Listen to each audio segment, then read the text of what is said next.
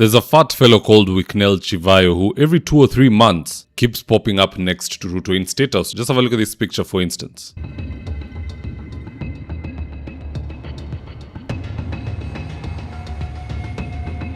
And here's another image of Ruto signing secret deals with the same Chivayo.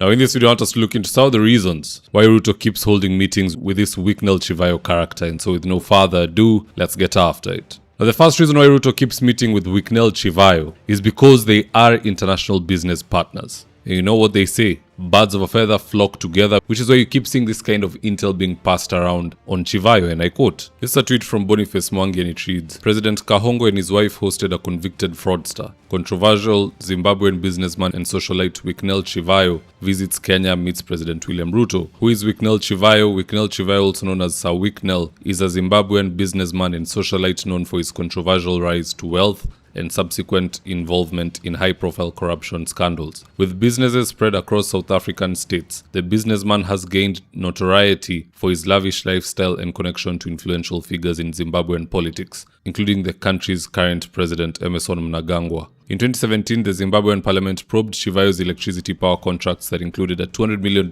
power contract that had an accumulated value of excess of $600 million, of which none was ever delivered. So long story short, Wicknell is like the African Adani, who was actually indicted by DOJ. I'm referring to Adani. And he's a fraudster. He's known to defraud several governments, which is why he's a very good friend of William Ruto, who is known of defrauding us. Shai mepoteza 11 billion, Wicknell is here every other day. These two are eating together. And if you study Ruto very carefully, you'll notice that most of his money comes from abroad. Rigathi exposed that Ruto used to do meetings with Hemedi, and they were knee-deep in the gold business. Now there is Chivayo. What business is he doing with Chivayo? No one just comes into Kenya and meets the president as they want to. We are Kenyans and we don't have access to him. Paka anapiga picha na Rachel Ruto na William Ruto amesimama katikati as their chief guest. There is some serious money these people are making together, and I hope it's not to the detriment of Kenyans. You know, the president has a right to do business. I have no problem with that. Bora tu isikuwe hii biashara inadhulumu wa Kenya ama inahusu tax ambayo wa Kenya wanatoa. Now the second reason why Ruto keeps meeting with this Chivayo character is because of 2027 elections. You see, this Chivayo guy apparently is not just knee-deep in financial controversy, but he's also known to tamper with elections in South Africa and Namibia. Just listening to JB Muturi raising alarm over this guy.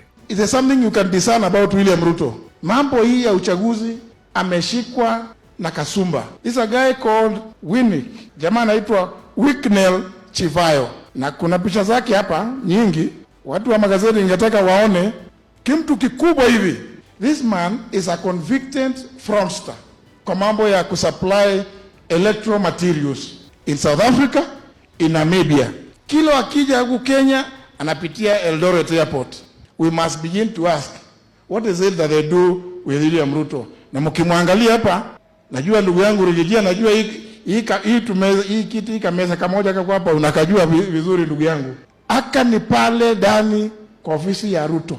What is it that Ruto does with these crooks? Jose Camargo kutoka Venezuela, huyu Chivayo kutoka Zimbabwe. Na ukimwangalia hapa, huyu Chivayo ako na connection na rais wa Zimbabwe, Mnangagwa.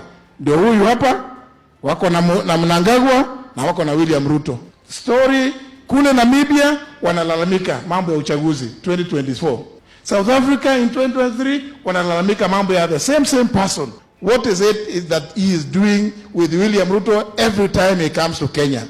I'll answer JB Muturi's question. Chivayo and Kasongo meet regularly to plan how they can steal elections. So the two clearly have a plan, which prompts this question. What plan does the opposition have to steal elections? You see, this is a country where everything from KCPE, KCSE, university exams, elections, and taxpayer money is stolen. So let's not be fools. Kina Muturi na Gachagua wapange mambo yao, watafute $1 million, jamaa ende azunguke huko Venezuela, huko mahali sijui Smartmatic wako, pia wajipange. If what you're saying is right, that Ruto has met Chivayo, he has met Camargo, he is holding other secret meetings with people who are involved in the next election, what is the opposition doing? It takes a thief to catch a thief. So the only way to send Kasongo home is by stealing those elections. Campaign is not enough. Oscar Sudi has told us that kura isipojaa wataitisha ijae. And the opposition watafanya nini? Nobody is willing to go for maandamano. Even the Luos are saying they're in broad-based. Hakuna Mulua anaenda maandamano this time. And other Kenyans are also busy. They have no time for maandamano. So let us do our part. Kina Muturi and team mucheze kama nyinyi. It is good to raise alarm, but it is also good to plan yourself. Mimi, my suggestion,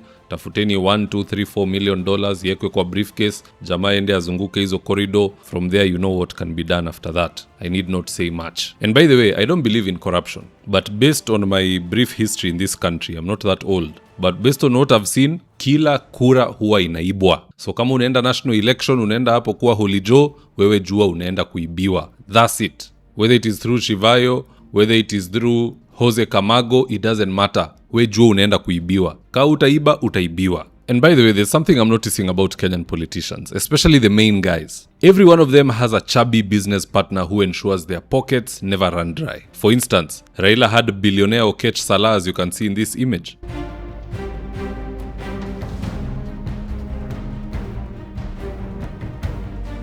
Ruto is also moving around with Chivayo, as you can see here.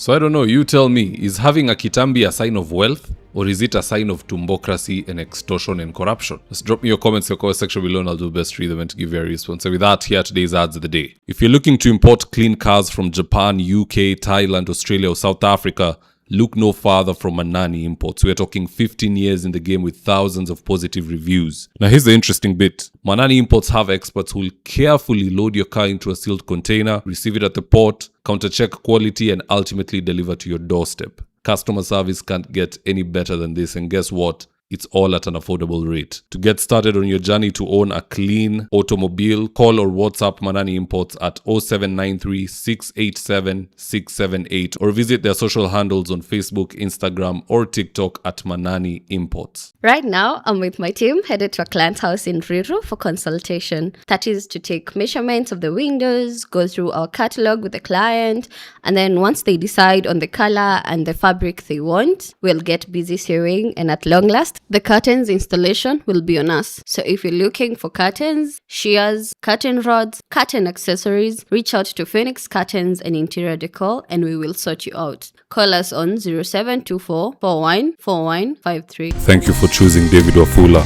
as your primary news platform. We put countless hours in research, recording, and editing. By showing up each and every day to watch our videos, you encourage us to generate more videos for the viewers. We are on a mission to inform, educate, and build a better tomorrow. To our thousands of followers in a world full of presidents, kings, and queens, you are the real gem. Adios.